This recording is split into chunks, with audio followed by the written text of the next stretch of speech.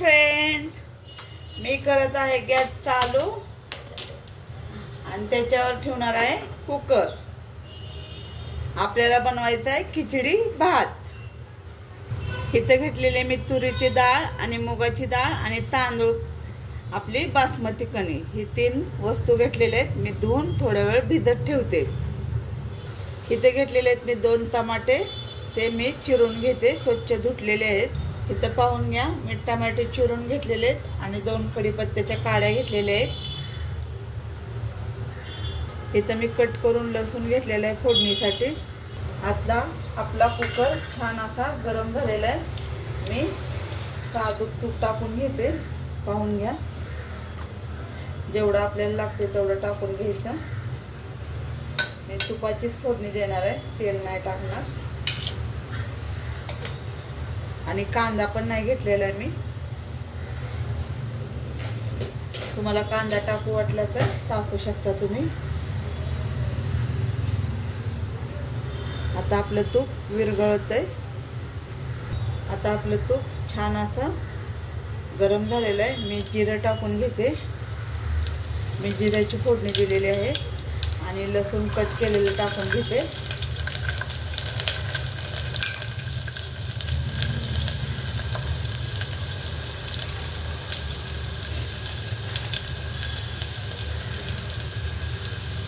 जिरा आणि लसूण थोडासा कढीपत्ता टाकते आणि मी आपले टमाटे 2 चिरलेले टाकून घेते। आता एक जीव करते, त्यामध्ये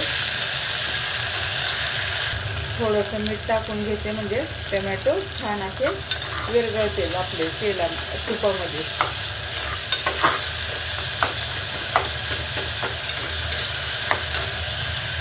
तेलामध्ये हे हिरवी कोथिंबीर चिरलेली टाकून घेते, तेलामध्ये म्हणजे तुपामध्ये। तुम्ही तुपाची देऊ शकता फोडणी, नाहीतर तेलाची पण छान लागते, पण जरा मी तुपाची फोडणी दिलेली आहे। आता थोडीशी मी हळद टाकून घेते, धना पावडर टाकते। कुणाला तिखट टाकायचं असेल तर टाकू शकता, पण मी मिठाचाच करणार आहे भाताचा।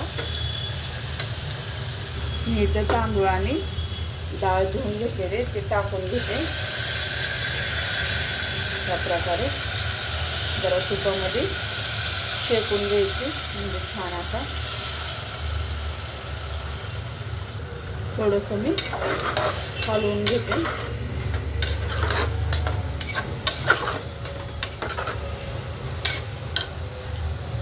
मी मगाशी मीठ थोडं कमी टाकलं होतं टोमॅटो विरघळण्यासाठी, आता चवीनुसार टाकून घेते।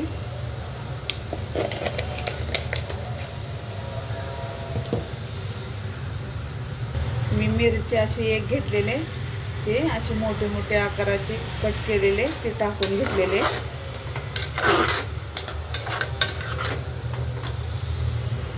तुम्हाला मोकळा करायचा असेल तर थोडं पाणी टाका। मी थोडासा गिजगा करणार आहे भात, तर मी जास्ती पाणी टाकणार आहे। ह्या पद्धतीचं मी पाणी पण टाकलेलं आहे आणि ह्या पद्धतीत आपल्या कलर आलेला आहे भाताला, खिचडी भाताला। तुपाची फोडणी दिलेली आहे। आता ह्याला आपण वरतून झाकण लावून घेऊया आणि 2 ते 3 शिट्ट्या करून घेऊया। आता मी झाकण लावून घेतलेलं आहे, आता 2 ते 3 शिट्ट्या करून घेऊया आपण। आपली शिट्टी तर होती आहे। आता थोडंसं हे झालेलं आहे। आपल्या खिचडी भाताची फोडणी कशी वाटली नक्की कमेंटमध्ये सांगा। आवडली तर लाईक करा, शेअर करा आणि कमेंट करा। धन्यवाद।